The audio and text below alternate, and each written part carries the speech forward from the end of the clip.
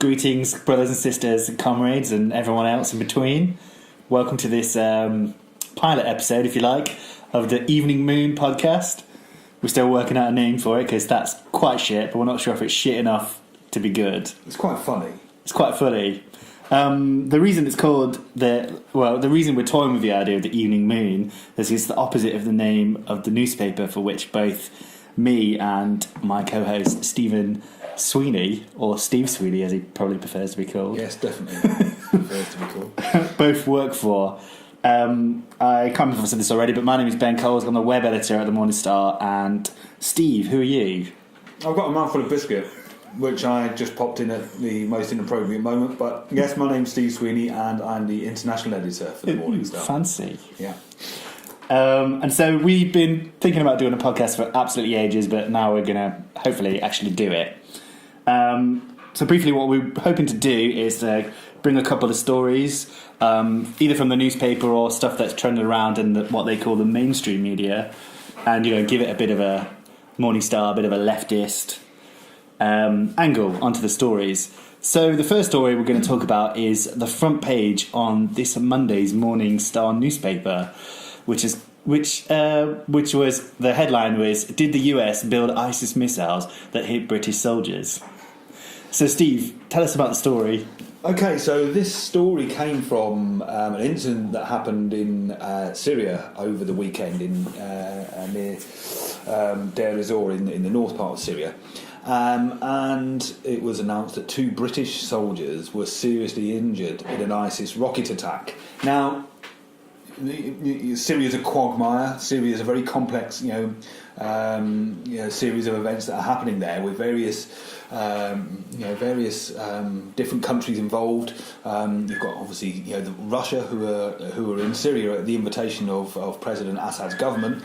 Then you have the US who are operating illegally and have been asked to leave the country, but they've been operating alongside the Kurdish forces, the Syrian Democratic Forces in the north of the country, as part of the US-led coalition. Now, British forces are not on the ground officially in any official capacity in Syria. We know, of course, that they have special forces operating on the grounds, which really asked the question. I mean, this incident asked 2 questions, really, 2 big questions, and they were: one, what are British troops doing in Syria? What is their mission? How many of them are there operating in the country? Where are they? And the second question is, well, ISIS don't happen to have rocket launchers and anti-tank missiles. So where did they get them from? So that was really the kind of questions that we looked at when we were writing. Well, I looked at when I was writing what ended up as our front page in today's paper, in Tuesday's paper. It's Tuesdays, isn't it? Not Monday. Did you say Monday? I did say Monday. Monday. I wrote it on Monday, but obviously went into today's paper is Tuesday.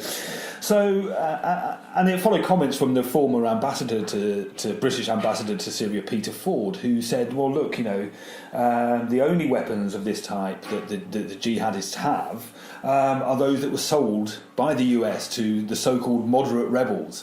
He said 2015, so he's obviously talking about some specific weapons, and he says that he calls them the US TOW anti-aircraft missiles or whatever they were. I can't remember the exact phrase that he used, and however he said that these were US missiles that were used. Now, there was a very complicated and complex supply chain. So, of course, all of this is unofficial, but as unofficial things happen to leak, as it happens, these unofficial things managed to leak out, and this was as part of a covert CIA operation. It was started under the presidency of Barack Obama. Actually, funny enough, I was talking about this with John Pilger earlier today. Oh yeah, you met him today. Yeah, I met him today. Yeah, I did. Bit of a name drop. Bit of a drop there, but we were talking about this and what's going on in Syria, and we talked about the Barack Obama presidency and how people sort of portray Barack Obama as who is some kind of progressive liberal. I mean, he was a liberal, but he certainly wasn't progressive exactly by any stretch of the imagination. And this program started under Barack Obama at the suggestion of Hillary Clinton, who was then Secretary of State, and the head of the CIA, David Petraeus. And their plan was that they thought, well, we can't put troops on the ground because we've just invaded illegal invasions of Iraq and Afghanistan. Thousands of US troops were killed, so it would have been unpalatable for the US public. They would never have supported another ground invasion. Not to mention, obviously, the devastation and the instability that was created in across the Middle East and in the region by these interventions. So they decided what they were going to do was fund supply weapons to so-called moderate rebels that were then going to pressure the administration, the regime as they call it. They like to use the word regime if it's something that they don't like. If they don't like him, it's a regime, but if it's someone that they do, they're his leader. Exactly. And I always think it's funny that they have to emphasise the moderate. It's almost like they've got to big up the they have to emphasise something that isn't the truth about it. So they always refer to them as moderates.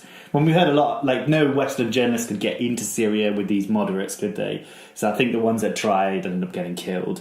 I think the term moderate was very loosely applied. David Cameron claimed, I can't remember the figure that he came out with, some crazy figure like 40,000. Yeah. Might have been more than that, I don't know. But these moderates that were going to help turn the tide against President Assad.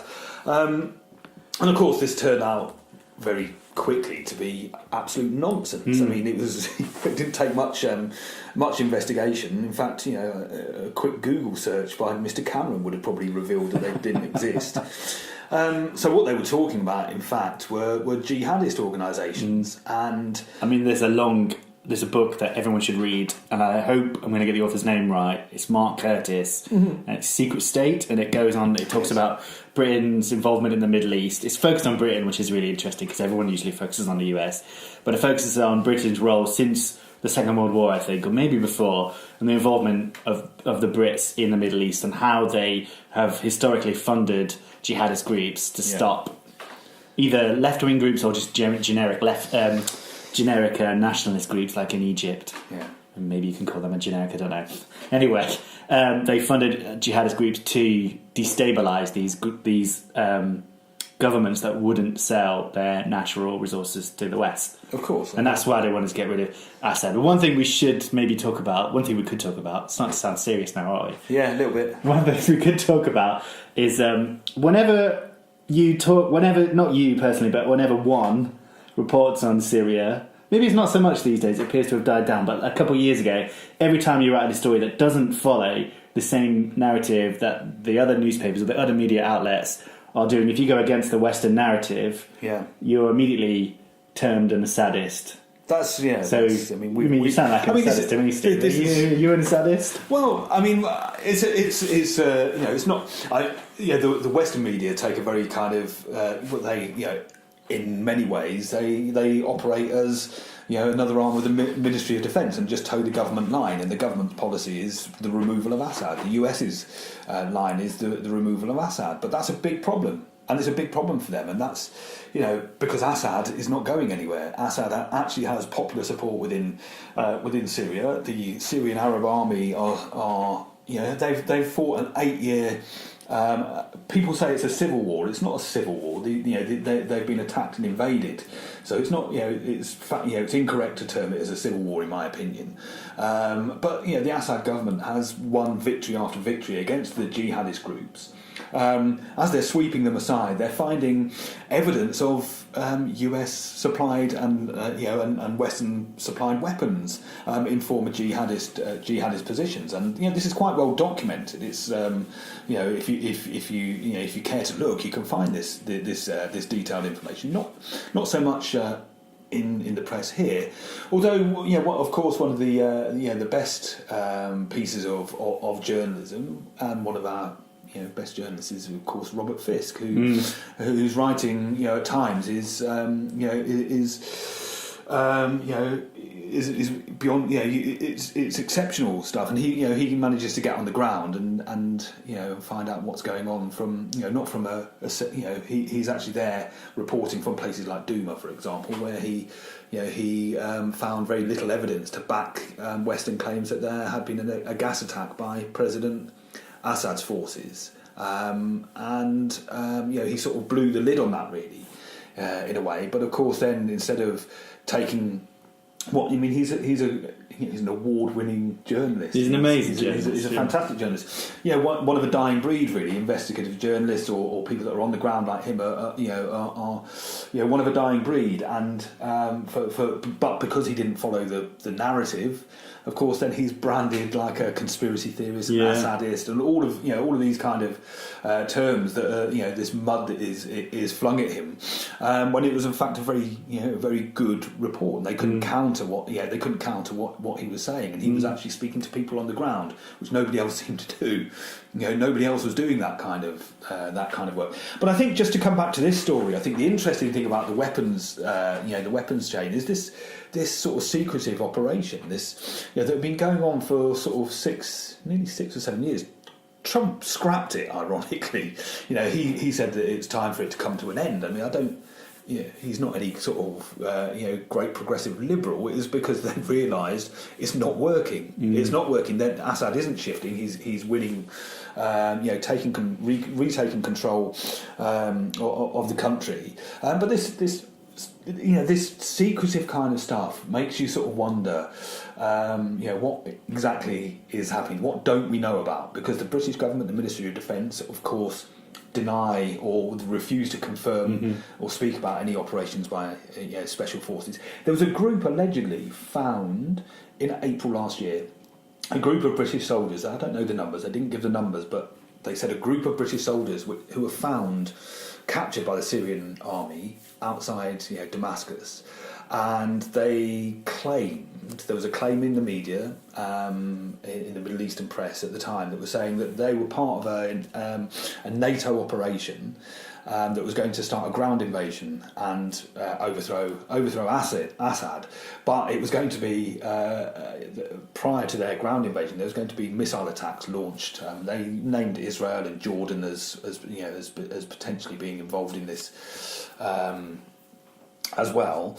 But there was going to be this sort of missile attack, and lo and behold, of course, they needed this pretext to do it, and they were provided with one conveniently with this alleged gas attack, which Britain, France, and the US didn't wait for any evidence. They didn't wait for inspections on the ground, and just launched missiles. It was almost the same sort of thing that happened, for the Iraq. There was a chemical weapons attack, so-called.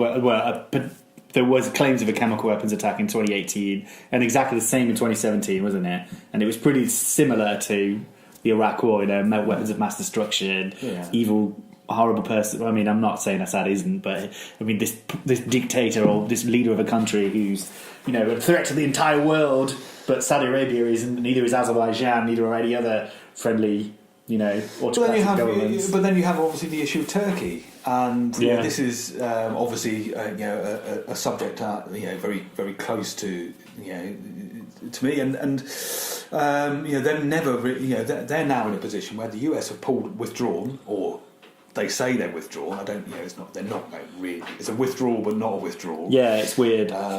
But Trump has announced that he's going to do this, which sends a very clear message and signal. And now Turkish troops are building up, in Manbij, around Manbij. Where's Manbij? In northern Syria. So it's this is in the Kurdish part of the country, and this is part of Erdogan's.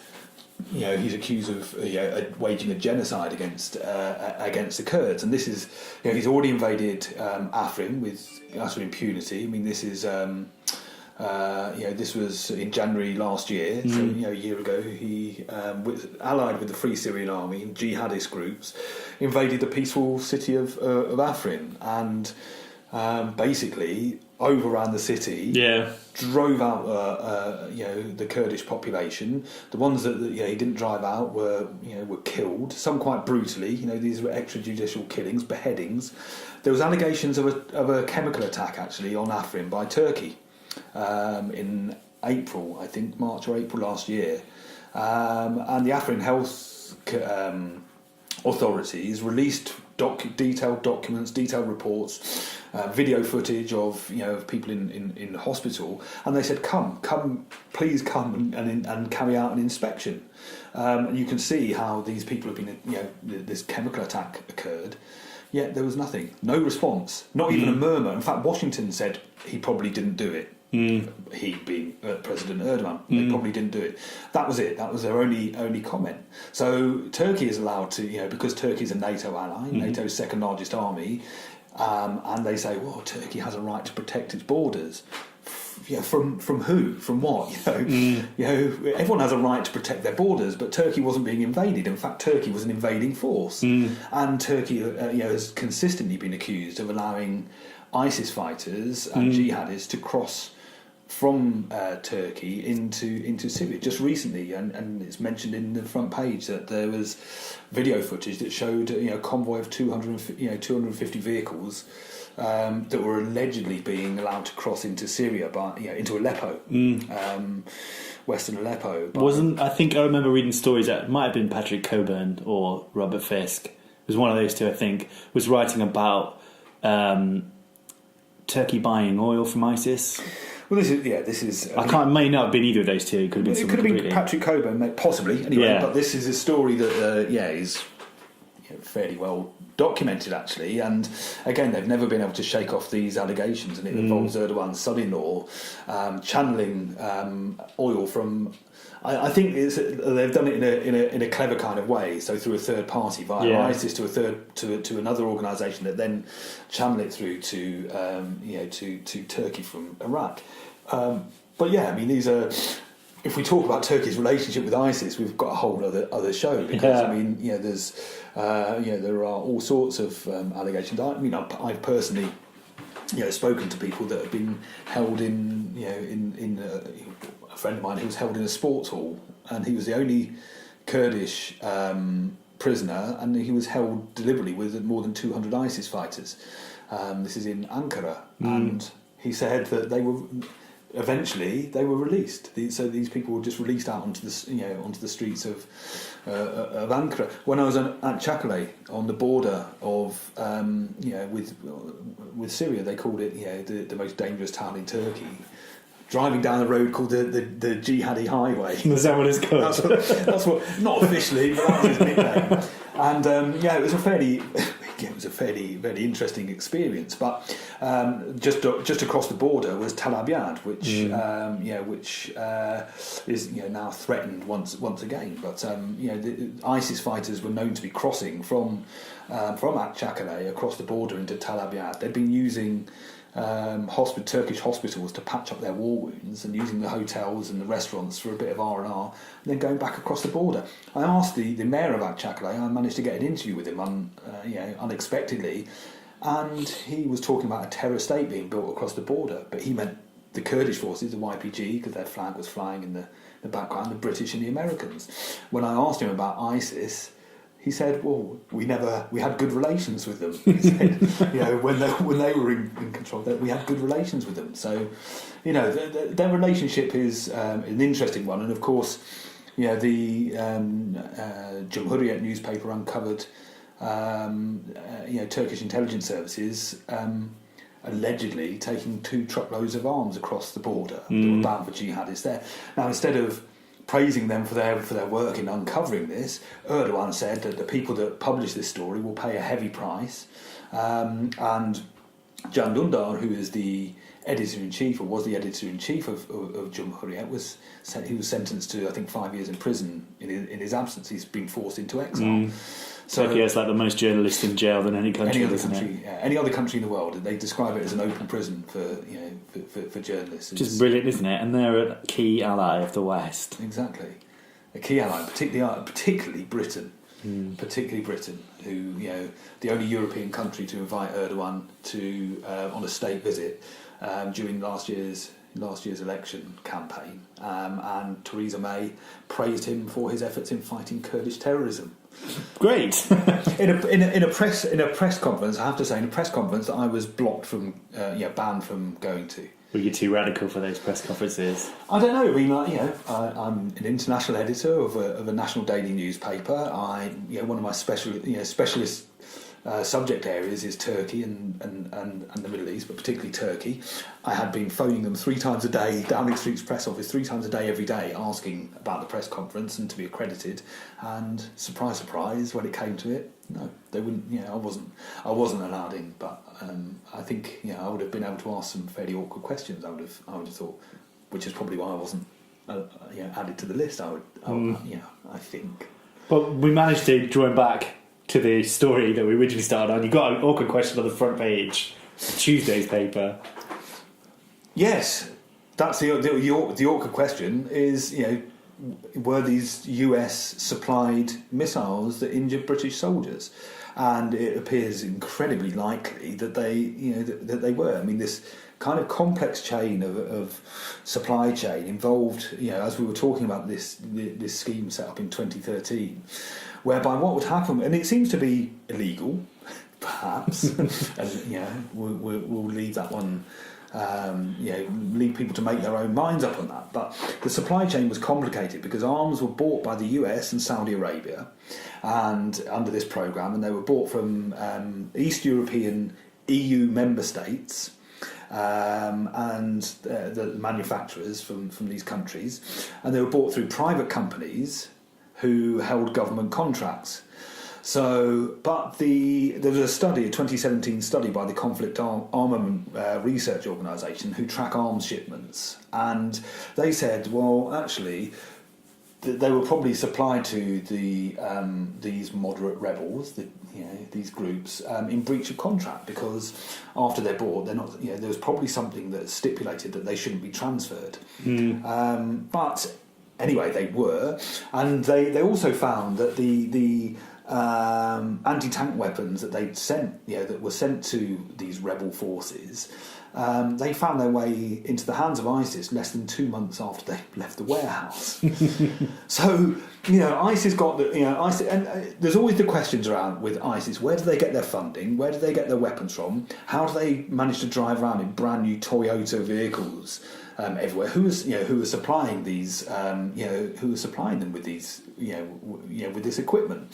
Well, the answer to that question is it looks very much like the US is indirectly supplying ISIS with these weapons via through these moderate rebels. A lot of the moderate rebels have either lost their weapons to ISIS in battle. I think the moderates were fighting each other as well. They're fighting each other, fighting ISIS, and a lot of them just joined ISIS, merged, or other jihadist organisations. They became part and parcel. And of course, I think one of them was the Free Syrian Army, and the Free Syrian Army are, however they might have started out, are now a ragtag of Al Qaeda, ISIS fighters, and and Turkey are working alongside the Free Syrian Army. This invasion of Manbij that they're talking about, quite openly now. They're saying that Erdogan a week or so ago said that the ground invasion was imminent, and the troops are building up there. And they said they've got 15,000 Free Syrian Army fighters to help them, take Manbij. I think just today there was some spat with the US over, and Turkey over protecting the Kurds. Yeah. And Erdogan's basically said, no, get lost. That's unacceptable. We're not going to. Who would have guessed that? Who would have guessed that Erdogan would have said no? We're not going. We're not going to do that. So Syria is an interesting. There are interesting developments in Syria. The big news story there is Assad has won. That's the news. That's the news story there. Assad has won, and the US withdrawal represents a huge defeat for them as well, because their plans to oust him, which have been going on for a very long time, with the use of US forces. It goes back years, back to his father and everything. And it's another US failure. I mean, you can add that to the long list of US military interventions that have failed. But all it does is further destabilise destabilise the region again. And there's all sorts of we could talk, I guess, for hours about what's happening in other parts of the Middle East. And if you look at what's happening in Iran and Iraq as well, and Turkey, we could probably talk for hours. But just focusing on this story and on Syria, it looks very much like the British soldiers who shouldn't be there anyway have been hit by US weapons that shouldn't have been there anyway, whilst fighting alongside forces in the coalition that shouldn't be there. It's that's the thing that nobody really talks about. Exactly. Is that what the US forces are? And Assad has said this, and the Assad government has said this. Get out! You're an occupying force. And that's what they are. They've not been invited there by the sovereign state and the sovereign government. Whether you like Assad or don't like Assad, you can't just say, "Well, we're going to invade and we want to get rid of him and impose somebody that we like better." Yeah, because then what's to stop any country just invading anybody else and saying the same thing? It's crazy. And the thing that always winds me up, and we should be wrapping this up actually, this conversation, is there are some leaders of some countries, some governments that the West is fine with, like Saudi Arabia is why that's okay, and other governments like Venezuela or Cuba are not. It's just mind-boggling. And I think, obviously, this is quite a banal thing to say, really, if banal's the right word. I'm trying to sound cleverer than I am. It's all resources, isn't it? It's all about resources and power and showing that, Imperialism. Yeah, exactly. What it is imperialism. And that's why Erdogan has a free hand to act with utter impunity, because while he's shutting down democracy across Turkey, the West don't care about that, because a free and independent Turkey and a democratic Turkey would threaten their imperialist interests. Turkey shares borders not just with Syria but also with Iraq and Iran, and areas that they where they want regime change and they want to plunder the resources for their imperialist gains. That's what this is all about, really. But they're not finding it going all their own way, which is good. There is resistance both inside the countries that they're trying to overrun, but also at home as well. There's people that are resisting the actions of their own governments, which is absolutely right. And that's what we should be doing in Britain, I think. Well, hopefully we'll have some sort of jingle here to move on to the next story. Yeah. And the next story is not quite as depressing, but also not very uplifting. So yesterday was Monday, wasn't it? Yes, it was. Yesterday was Monday. So on Monday, there was a video. Owen Jones, the Guardian journalist, posted a video of himself being hounded by a group of far-right weirdos in yellow vests. And I have spent more time than I should have yesterday and today looking at these right-wing people. I don't really want to name them. The name of this guy is everywhere, and I think it's feeding his ego, the name of the guy who was attacking Owen Jones. But they were saying some crazy stuff, and I don't know if have you ever... I find it, for some reason, looking at what these people believe absolutely fascinating. Because I found the group that was mobbing Owen Jones and Tory MP. What are they calling? Is this the one that are calling themselves Yellow Vest UK? They're calling them Yellow Vest UK, yeah. And I looked on their Twitter feed and the people that were following them, and they're sharing stuff by David Icke. They're sharing stuff, loads of things met with Trump as some sort of hero, as if he's like an embattled, he's like this underdog that's doing things for the right people. For the billionaire underdog. He's got a massive tower made of gold. Gold toilet seat. Yeah, Wow. It's just insane, and these people were shouting things that I just find totally bizarre. They were like saying, "You leftist fascist," or you lefty Nazi. Subri is a Nazi. Subri is a Nazi, and it's crazy. I mean, like, obviously we don't agree with any of her policies, but she's not a Nazi, is she? It's just crazy. And one of the things I'm worried about, and one of the things I've seen a little bit online, is some of the media are trying to sort of paint the yellow vests, especially in France, with one big brush.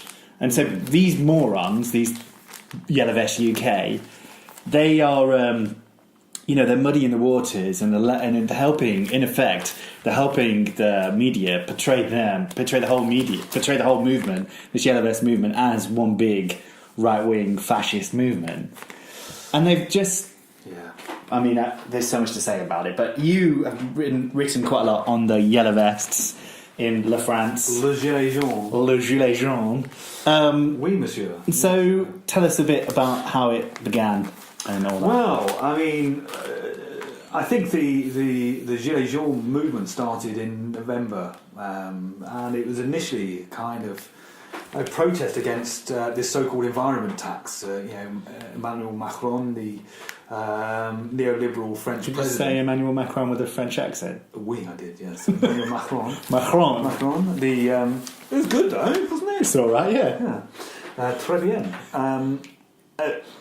This could get a bit silly now. The French president, Monsieur Emmanuel Macron, had introduced this so-called environment tax. Neoliberal he was, he said this was necessary.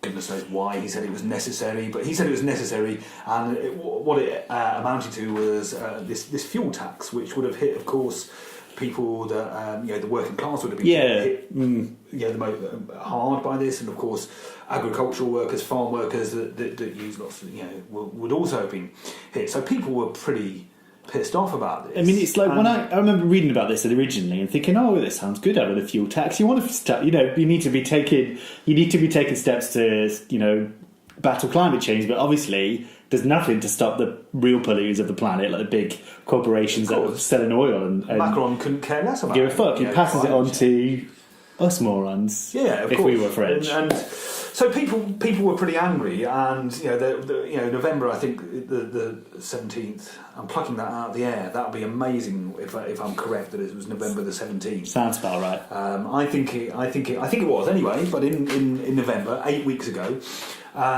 protests started. Very large protests started in in rural areas, but also in the cities, and it spread to the cities, and the moniker of the Gilets jaunes came because they were wearing these yellow high-vis jackets that were, French motorists are required by law to keep in their cars. So this was their protest. Was quite a good one, I thought. It was very And the French are good at strikes, aren't they? They do them quite a lot. They're good at strikes. They're good at protests. Yeah. They're good at football. They're good at rugby. They're good at lots of things. But good at right-wing politics as well. Yeah, but they did have a revolution, I suppose. But anyway, but the dynamics, the dynamics of this and the initial protests were. It was interesting because the protests were latched onto by the National Rally president Marine Le Pen and the fascists. The fascists. They were formerly the Front National. They rebranded and renamed themselves the National Rally Party. So the far rights were supporting the Gilets jaunes. And at the time, the left, the trade union movement, were saying, "Well, we're not going to support this." Which is exactly the opposite of what they should have been doing. They were saying, "No, we're not going to get involved in this. This is a right-wing mobilisation, and we're not going to have anything to do with it." So in the initial phases, they refused to be involved. So the far right were kind of, they were the people that were speaking in the media. They were huge mistake. It was a big mistake, but then they realised actually, they learned the lessons and thought we need to get involved. We need to shift the movement away from the far right, and it happened. The trade unions, the CGT, one of the confederations said that they were going to get involved and encourage their members to do it. Just recently, in December they called a 48-hour strike by electricity workers, which was in solidarity as well. They said we're doing it in solidarity with the Yellow Vests, and. Thank goodness that they did get involved because now it's shifted the whole this so-called leaderless movement. I think they're trying to do this horizontal organising kind of thing. I don't quite. I'm a bit more down with that than you are. You're more down with that. I'm not really down with that. I think I don't think it's possible to have such an organisation without like that. But we can put that to the side for now, because I think the interesting thing is that they did shift it away, from the right wing, and they've come up with these sort of progressive demands. The interesting thing is they pushed Macron back. Yeah, he Macron, capitulated, didn't he? He's capitulated, but he's taken a very hardline stance, very sort of belligerent, and they've called the Gilets jaunes all sorts of hooligans, football hooligans. Yeah. I think was the latest by Edouard Philippe, the Prime Minister, was saying this yesterday. They've branded them as they want an insurrection. These are a rabble. They don't speak for the people. So they've used every kind of negative kind of try to put these negative connotations on what the movement was about, and they've branded them. These are extreme leftists or they're extreme rightists, and in fact, the majority of them are not. In fact, characterised like that at all. These are ordinary people. We saw over the weekend with the boxer Christophe Détinger, who I'd never heard of before, admittedly, but and I like boxing, but he was a former heavyweight boxer. There was that great scene of him jumping over a wall, punching the riot police. Oh yeah, I did see that video. I thought he was fucking hard. I didn't realise he was actually a boxer. Yeah, that video is amazing. You can tell. Yeah, I mean, he definitely wasn't new to punching. This wasn't the first time he'd used his fist. I think you could tell that. Well, he's really confidently walking up to them, proper squaring up. Well, if I was a heavyweight boxer, I'd probably be fairly confident in doing that as well. But he's pushing back 4 police officers, isn't he? 4 or 5. It's fucking brilliant. It was a magic moment. Really. But he said that I'm doing this for ordinary people. He said I'm not extreme left. I'm not extreme right. I'm an ordinary person, and I'm sticking up for French citizens who are suffering under blah blah this government. And he's been arrested, perhaps unsurprisingly. But there's been £114,000 raised in his defence as well.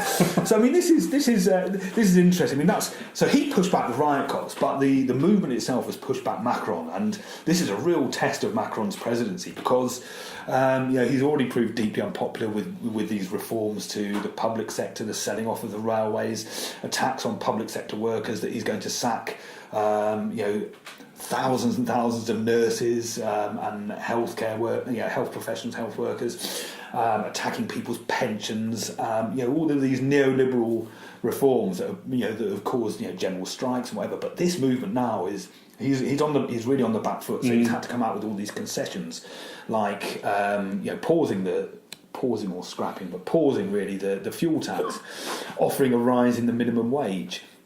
Offering, I think, subsidies for low-income families. Now, the interesting thing about this is these have all been rejected. The movement has said, "Piss off!" Basically, these are gimmicks. We want real change, and they're basically saying we want you to go, and we want fresh elections, and we want more transparency and democracy. So they're keeping on pushing back on that. But the interesting point is that how is Macron going to pay for the concessions that he's offered? Because this now then because the privatisation of the state railway, for example, is being carried out at the behest of the European Union and European Union law on contracting out and forcing railways to they have a plan that means that every EU country has to privatise their state railway system.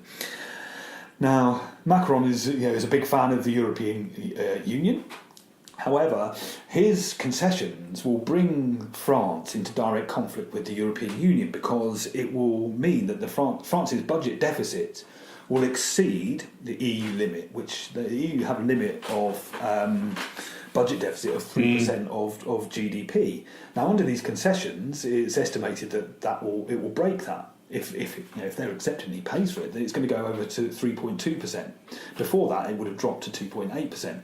So it's going to bring him into confrontation with the European Union, and the European Union, as we know, as we saw with Italy, they rejected the Italian budget. Said no, go back, take it. We're not accepting this. So the EU is also central to what's happening in France as well, because it's the attacks from the European Union and their insistence on setting these austerity budgets essentially, and privatisation of services that is leading to this to this kind of unrest. So interesting to see what's going to happen. They've just recently announced another crackdown on to try because they don't seem to be able to control what's happening. They thought it was going to slip away after Christmas, but they've just come back with bigger demonstrations last weekend. Where it was interesting last week as well. I think it was last weekend that more women came out on protest because they wanted to make sure that they were being involved in the protest and also to show a different side of it. They didn't want it to be portrayed as this macho, manly, right-wing thing. Yeah, that was quite interesting too. I think that's it. Yeah, and I think it's very interesting actually. And I think this is the working class on the move in France. It's very exciting. It's very exciting, but the interesting dynamic is that, and I think it shows that popular unrest doesn't always necessarily mean progressive, and it doesn't necessarily mean that it's going to go to the left. You saw at the beginning of what was happening in France, the involvement of the far right, and so it can, this kind of unrest and anger can, it needs to be channeled somewhere, which is why it was absolutely essential that the trade union movement and the left got involved in what was happening in France, because they couldn't have learned the lessons of history, learned the lessons of the past of what's happened in other countries where the far right have, you look at what happened in Greece, and you saw, on one hand you saw the rise of Syriza, but there was the Golden Dawn as well. So you saw very that kind of polarised society. So interestingly, shifting it back to this story about the attacks on Owen Jones and Anna Soubry by these people, I haven't really looked at it that much. I mean, you've looked at it far more than me. I mean, what was it like? Was there a big crowd of people? Yeah, there's so he's trying to do, I think the leader, let's call him the leader of this movement, he's trying to be sort of like a Tommy Robinson. So he goes up to Owen Jones with his phone out and he's filming himself, trying to ask Jones. He's trying to be like a journalist, when you doorstep someone and you kind of like, I've never done this before. I don't think you have either. Where you go up to but you see it on TV quite often. Journalists will jump on someone as they're leaving a house or something. Normally it's just a journalist and a camera crew or something like that. But he was trying to be like this, as Tommy Robinson was for a while. But what he did instead was bring a load of his mates along, who were not the friendliest looking people, and they were all shouting. I mean, he's trying to be, this semi sort of professional, belligerent journalist, but his mates are just saying like, "You fucking Nazi." What's quite interesting about it, because everyone talks about fake news and what it does, but they kind of tend to focus more on sites like us or left wing sites peddling fake news and stuff. But what's the really scary problem is like these right wing people, and they're getting some complete insane stuff, but they also get it backed up by people like Trump or the right wing media, and to a certain extent the liberal media as well. Yeah. And it's just backing up these insane ideas it frightens me, but I also find it weirdly fascinating. Yeah, I mean it is weirdly fascinating, but I mean these people, I don't know. I mean, obviously they believe. I mean, that's the kind of thing is with the yellow vests, the yellow jackets. What do we call yellow vests, yellow jackets? Yeah, we've been. I'm not sure if the paper's probably been more consistent than I have on the web. I tend to go with yellow jacket, but I like yellow vest better. I think it looks better. It's shorter. It's a vest. It's not. It's a gilet. A gilet. In English, you just call it a gilet, don't you? So there should be the yellow gilets. Maybe not a gilet. I didn't do French in school. I did German in school. Right. Okay. But I forgot all of it. I didn't even do a GCSE in German. But I think it's seen as like you've seen the gilets jaunes, the yellow vests adopted in various other countries, and it now seems to be like almost like a symbol of resistance. The strangest place I think I saw it was in Basra, Wow. Yeah, so there've been sort of protests in Iraq, which is there's been all sorts of things happening there with water shortages and electricity shortages, and there were huge protests, and all of a sudden they thought, well, I was covering something there, and there they were in the yellow vests. This protest. I think I saw pictures of that. I think when I uploaded the story, maybe. So it seems to become a bit of a symbol of resistance. It's interesting. With that. Hopefully, it doesn't become as annoying as the anonymous masks. I sort of thought they were cool a little bit, and we thought they were. What, cool. the anonymous masks? Yeah. Did you? A little bit. We thought they were cool. When? They were never cool. They were never cool. I didn't like the film. I thought the film was shit. Did you ever wear one? I never wore one, but I aspired to wear one at one stage. Oh, God. Oh, please. Please. No. But I don't think, I mean, the obvious difference is that the Gilets Jaunes is a serious movement, and it's won some serious concessions from the government, whereas the anonymous masks didn't win anything. Couldn't win a raffle, I don't think. I don't know. But, I mean, it's interesting to see what's going to happen this weekend. This is going to be a big test because the government are now saying that they're going to ban so-called troublemakers from protests. They're going to ban any unauthorised protests. I mean, how does that work? How can you? The Republican Party, the right-wing party in France, were calling for the state of emergency to be reinstated. There were discussions at the beginning of the Yellow Vests movement in France. They had an emergency meeting on how to deal with it when they were believed to be thinking about a state of emergency. That would be something. That would be a huge escalation. It would be a huge escalation. But the way what's going to happen? What's the outcome? That's the question. Is where does this go? Potentially, it could be huge. Potentially, it could bring down the French government. It was a shame it didn't happen last year. I was thinking this, 1968, the 50th anniversary. 50 years ago, isn't it? Maths is never my story. The anniversary. The anniversary. Everyone at the Morning Star knows my I'm the same. To work out years, dates, times, anything that involves figures. But there they were, May '68, and the opportunity, that nearly brought down the De Gaulle government at the time. And are we seeing a similar situation here? And of course, the trade union involvement is key, and there's calling of strikes in support of the Gilets Jaunes is key. And I think there's going to be further confrontations. And Macron won't be able to fight on all fronts. So if he starts taking on other layers of workers, I mean, what needs to happen is it needs to be united and coordinated, and you can't have the legalist movement might not be able to bring that. I think this weekend is going to be a major test, because he's talking about 80,000, the mobilisation of 80,000 security personnel, on the streets, and we're looking at arrests of the non-leaders of this organisation that are being picked off one by one, and will be made an example of. They've accused him of mounting insurrection. Eric Drouet, the truck driver, was arrested. Yeah, he was arrested this last week, I think. I think they arrested him on Wednesday, and then they let him go on Thursday. But he's going to be facing trial. It was interesting, actually, what you were saying, because I wrote that story when you were off. I was interested because I was looking at Mélenchon, the leader of France Insoumise, the left-wing party in France. What are they called again? They're called France Insoumise. Yeah.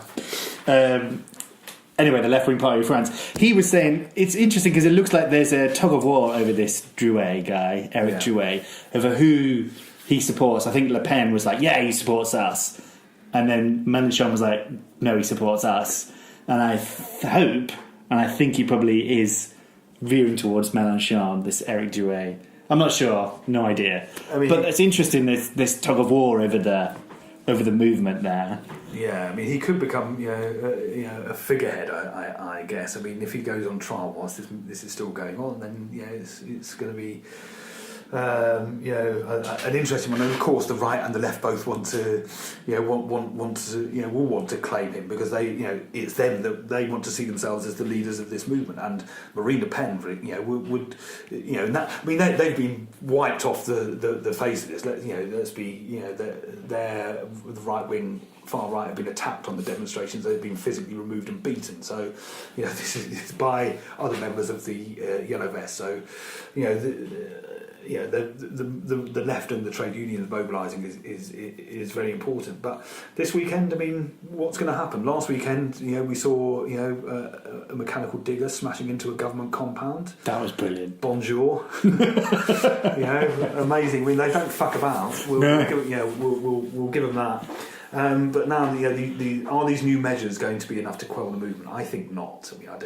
I think they don't know what to do about it, and it seems like what we probably already said. Everything they try to do just galvanises them more. Yeah, which is quite exciting. Yeah, and I think it's worth mentioning that we have our own demonstration. Yes, we do this weekend, and I think that's important. We have some members of the French Yellow Vests coming to London, I believe, that are going to lead the demonstration. That's right, yeah. Or potentially, and they're going to be speaking on Friday.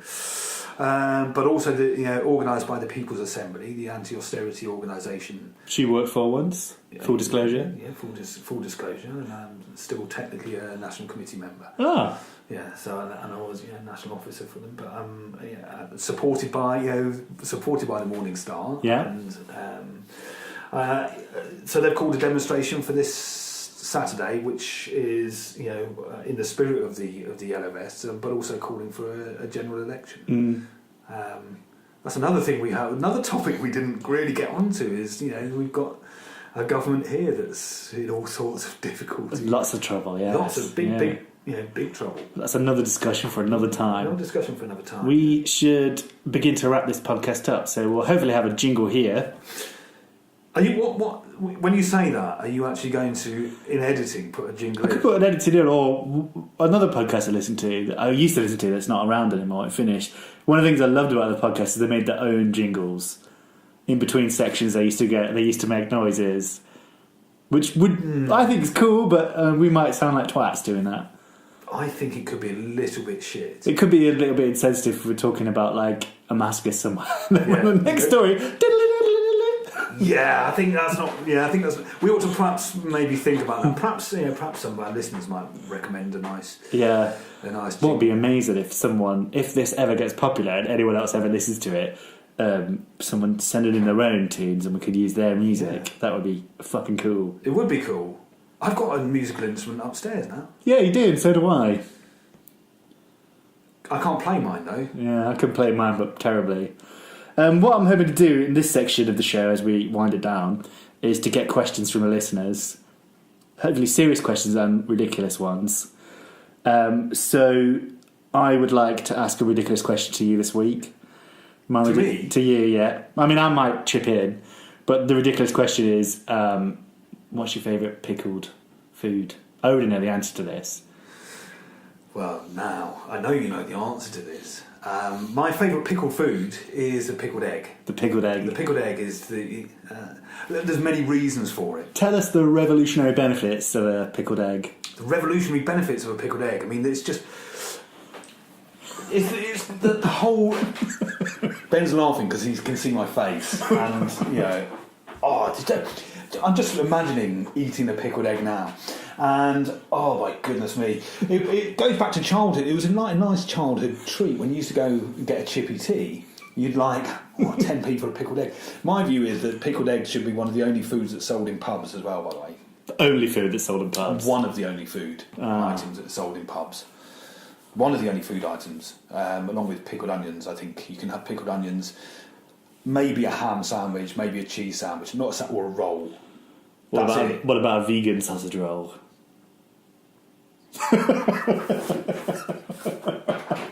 Let's not go there. Let's not talk about that. No, but the pickled egg. I think in the league of pickled stuff, I think pickled eggs are definitely the best thing. I like pickled anything though.